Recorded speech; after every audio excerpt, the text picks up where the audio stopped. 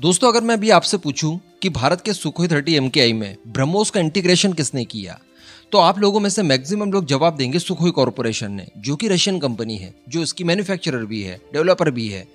तो अगर किसी भी तरह का कोई इंटीग्रेशन हमें करवाना होगा तो डेफिनेटली हम लोग उसी से करवाएंगे, बराबर।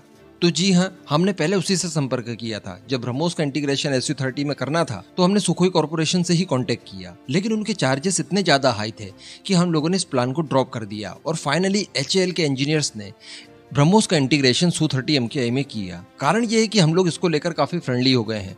जब हमने इसकी डील की थी उसी समय हम लोगों ने कॉन्ट्रैक्ट कर लिया था कि इसकी असेंबली भारत में ही होगी, बराबर। भारत का HAL ही अपनी नासिक फैसिलिटी में से असेंबल करता था। सुखोई कॉर्पोरेशन की तरफ से इसकी किट्स आती थी 30-30, 40-40 के बैच में। उसके बाद इसकी असेंबली यहाँ पर की जाती थी।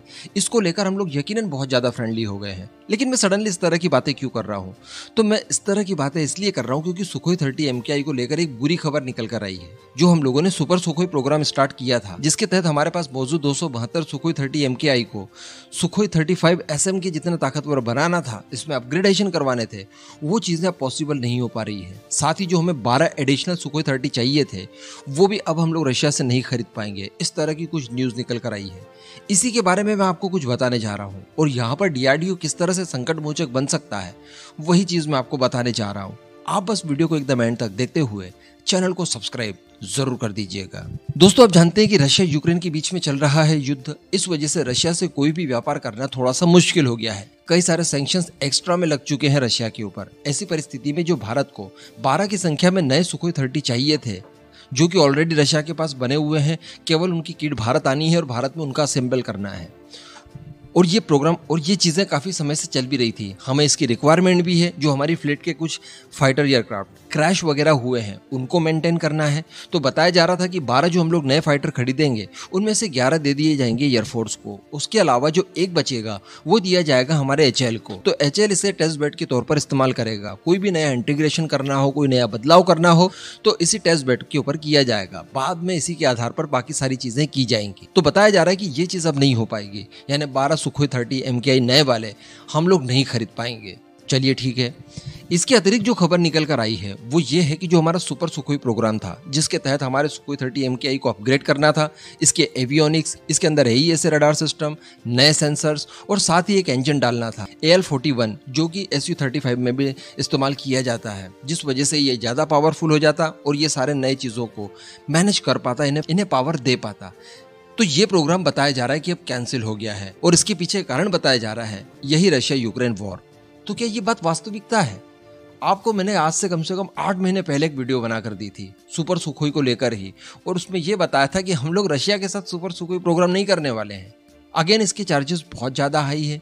इस वजह से हमारा मन ही नहीं था कि इन्हें सुपर सुखोई में अपग्रेड करवाया जाए। इसके बजाय प्लानिंग ये की गई थी कि DRDO द्वारा बनाया गया RWR इलेक्ट्रॉनिक वॉरफेयर सूट, नए सेंसर्स और जो उत्तम AESA रडार सिस्टम है, उसका इंटीग्रेशन इसमें करवाया जाए। क्योंकि ये नए ज़माने के कंपोनेंट है, कम पावर कंज्यूम करते हैं, इस वजह से इसके इंजन को चेंज करने की भी ज़रूरत नहीं है। तो ये सारी चीज़ें जो हमारे DRDO ने तैयार की है, इनका इस्तेमाल करके हम लोग हमारे सुखोई 30 MKI को सुपर सुखोई के स्टैंडर्ड में ही लगभग हम लोग कन्वर्ट कर सकते हैं। AESA रडार सिस्टम अगर इसमें लग जाएगा तो सोचिए इसकी कैपेबिलिटीज कितनी बढ़ जाएगी। अभी इसमें AESA रडार सिस्टम नहीं है। इसी के साथ साथ रडार वार्निंग रिसीवर, ये भी हमारे DRDO की तरफ से तैयार किया गया है। इसका इंटीग्रेशन इसमें करना है और भी कई सारे सेंसर्स बनाए गए हैं जिनका इस्तेमाल इसमें करना है। तो कहने का मतलब हमने सुपर सुखोई का प्रोग्राम चालू रखना ही नहीं था, उसको बंद ही करना था। तो इस तरह की जो खबरें निकल कर आ रही है, यकीनन ये गलत है। इसके पीछे का कारण ये है कि सुपर सुखोई जो प्रोग्राम था ये काफी हाईलाइट हुआ था, सबको पता था।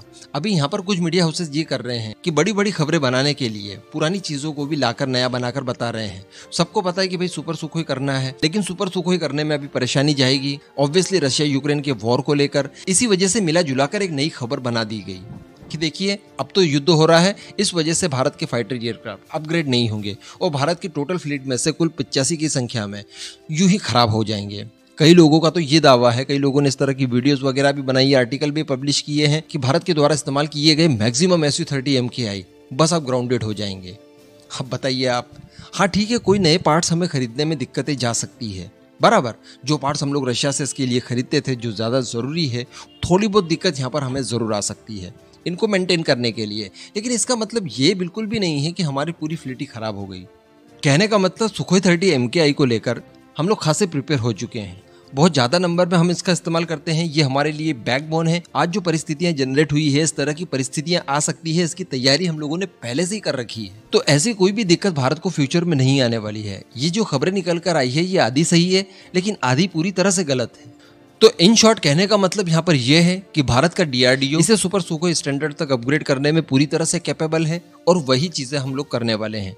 किसी भी तरह की इसमें रशिया से मदद नहीं ली जाएगी।